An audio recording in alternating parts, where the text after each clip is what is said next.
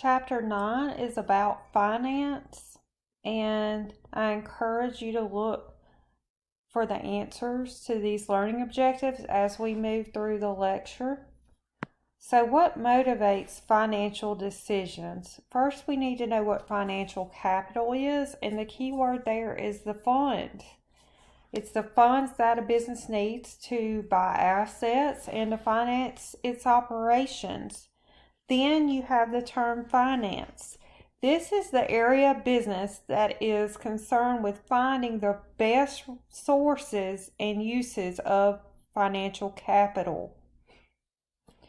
A portion of a firm's capital is used to fulfill short-term obligations such as paying bills from suppliers and paying salaries to employees. Other funds are going to be used for long-term investments such as the buying of equipment or launching a new product line. So, does good behavior pay off? Well, a socially responsible firm has the obligation to respect the needs of the stakeholders. So, being socially responsible is going to require a long-term commitment to the needs of your stakeholders. The finance department is going to choose the best sources of funds for a business. It also chooses the best method for using those funds. And the sources and uses are chosen based on goals that are set by the managers. Responding to the needs of all stakeholders isn't as simple and straightforward as you think. Top execs are usually rewarded with raises or bonuses based on how well the firm does meeting those short-term goals.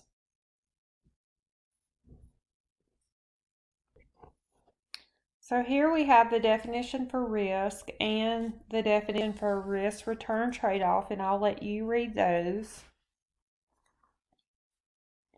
And one of the most important lessons in financial management is that there is a trade-off between risk and return.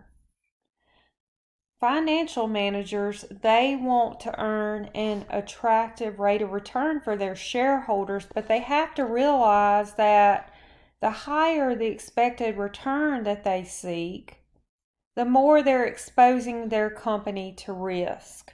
Section 2 is titled Identifying Financial Needs, Evaluation, and Planning.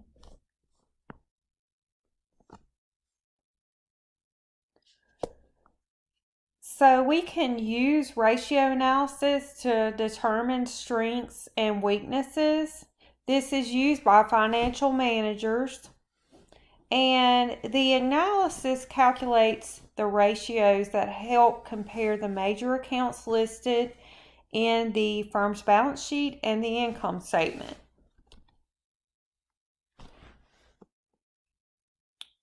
Here is the definition for liquid asset. It's basically an asset that can be converted into cash quickly with little or no loss.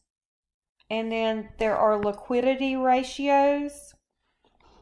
And these are ratios that measure how, if a firm needed to pay off its short-term debts, how quickly could they do it? And the way that they determine that is through these liquidity ratios. We have asset management ratios. How well are assets being used to generate cash? These are also called activity ratios. So some key asset management ratios are inventory turnover. How quickly are we selling our inventory so that we can get revenue? And then the average collection period. How long is it taking us to collect the cash from our customers?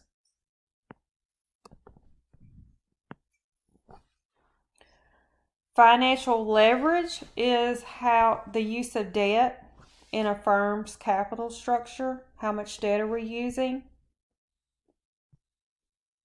And leverage ratios are going to measure how much is our firm relying on debt financing. And a key leverage ratio is interest coverage. And this compares the firm's annual earnings to how much interest they're paying. Then you have profitability ratios. So this is measuring the rate of return a firm is earning on various methods of investment. So how successful is the firm earning profit? And then it talks about net profit margin. The larger the percentage of net profit margin, the more profit a firm earns on each dollar. So if you own your own business, you would be looking at these things. And then a key profitability ratio is net profit margin. And this measures the percentage a firm earns on each dollar of revenue after they've paid their operating expenses, interest, and their taxes.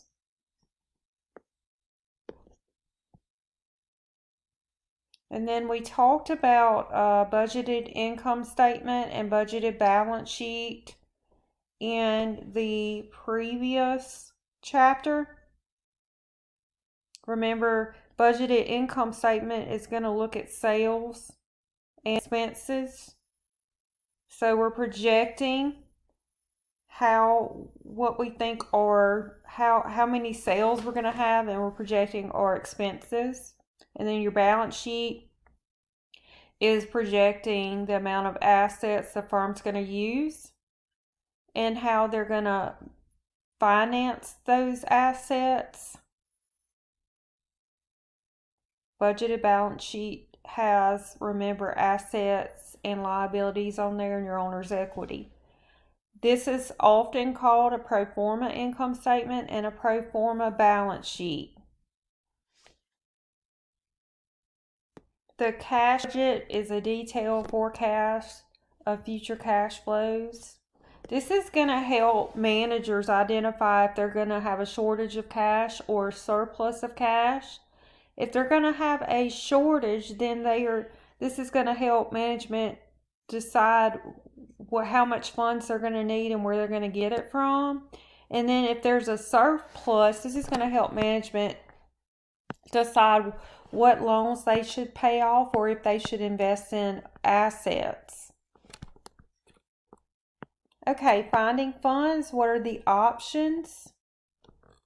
So there are sources of short-term financing when we need cash. There's trade credit. And trade credit is a type of short-term financing that businesses use when they're not required to make an immediate payment to the supplier on the delivery of goods. Spontaneous, before I cover that, I do need to mention one more thing. Suppliers usually include the terms of trade credits in their invoices. Spontaneous financing. This is financing that arises during the natural course of a business without the need for special arrangements. And then Factor is a company that provides short-term financing to firms by purchasing their accounts receivable at a discount. A firm that uses factoring doesn't wait for customers to pay, as a payment is made almost immediately. They can sell these to another company. And the factor is the company that provides this. The business that uses factoring they can save money because they don't have to have a collection department. Then you have lines of credit and revolving credit agreements. These are types of short-term bank loans. Commercial papers are usually issued by large corporations that have strong credit ratings. And commercial papers can be issued for a maximum of 270 days. Here are the sources of long-term funds. You have direct investments from owners. This is through issuing or selling new stock. They can get cash, or taking the retained earnings, keeping it in the business instead of distributing dividends. They may keep the earnings and reinvest.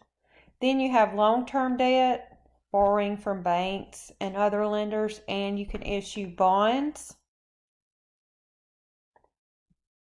Also, there are term loans.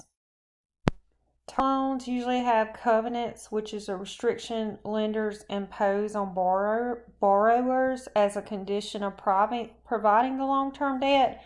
And then you have corporate bonds. And these are corporations own formal IOUs. They sell them to investors so they can raise some funds. All right, here is the knowledge check. Line of credit is best defined by which of the following statements? You can pause it and try to answer it, and then when you're ready to find the correct answer, you can press play. The correct answer is C. A line of credit is a financial arrangement between a firm and a bank in which the bank pre-approves credit up to a specified limit.